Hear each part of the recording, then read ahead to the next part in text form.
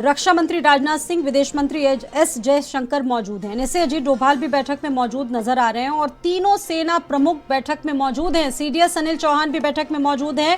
पहलगाम हमला और दूसरी तरफ प्रधानमंत्री से रक्षा मंत्री, सीडी और एनएसए सभी मिले। ये माना जा रहा है कि ये सिक्योरिटी फोर्सेस की बहुत बड़ी बैठक है। एक तरफ पूरा देश ये चाह रहा है कि जल्द से जल्द कार्रवाई हो।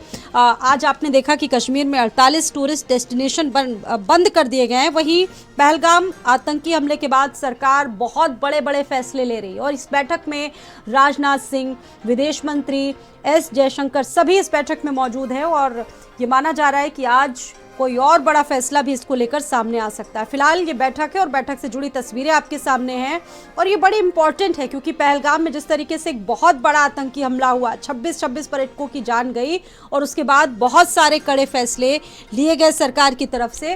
स्वाति पाठक हमारे साथ मौजूद है। स्वाति, ये बहुत इंपॉर्टेंट तस्वीरें आ रही है इस वक्त दिल्ली से। बैठक में राजनाथ सिंह मौजूद है, तीनों सेना प्रमुख मौजूद नजर आ रहे हैं, प्रधानमंत्री आवास पर बैठक चल रही है।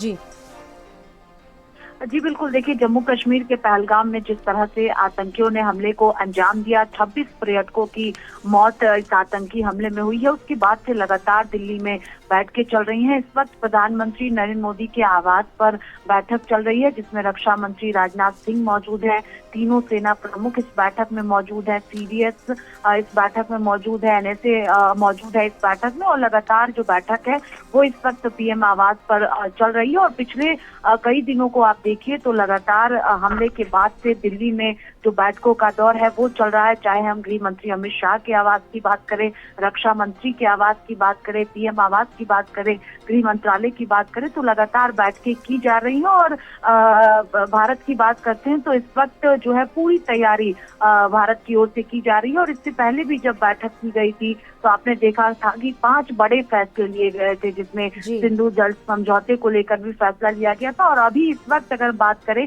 तो प्रधानमंत्री आवास पर हाई लेवल मीटिंग की जा रही है जिसमें रक्षा मंत्री के साथ साथ तीनों सेना प्रमुख भी मौजूद है और आगे को लेकर बैठक में चर्चा की जा रही है। ये तस्वीर वाकई बहुत कुछ कहती है और बड़ी बात यह है कि कड़े फैसले लेने के लिए हम तैयार नजर आ रहे हैं। देखिए, पहलगाम मामले में एक बड़ी अपडेट ये भी है कि इंटेलिजेंस एजेंसियों ने बड़ी जानकारी दी और बताया कि हमले का मास्टरमाइंड मूसा जो है वो अभी भी लश्कर तैयबा के लिए काम कर रहा है। कैसे उस पर एक्शन हो, कैसे शिकंजा कसा जाए पाकिस्तान के खिलाफ, ये बहुत सारे अहम सवाल हैं जिनको लेकर ये बैठक बहुत जरूरी थी। स्वाति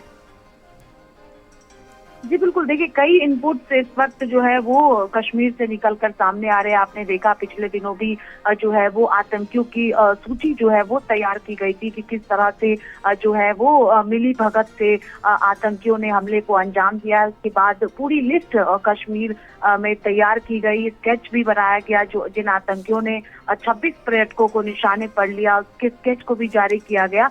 तो लगातार जो है वो अलर्ट पर इस वक्त कश्मीर है। पर्यटक स्थल को भी बंद करने का फैसला किया गया। आपने देखा कि कई पर्यटक स्थल की बात करें, गुलमर्ग की बात करते हैं हम या और भी अन्य जगहों की बात करते हैं तो उसे बंद करने का फैसला लिया गया है। तो लगातार जो बैठकें हैं वो की जा रही हैं। जो फैसलों की बात करें तो वो लगातार हाई लेवल बैठक इस वक्त चल रही है और जो तस्वीरें आ रही है प्रधानमंत्री आवास पर ये बैठक चल रही है जिसमें तमाम लोग मौजूद हैं।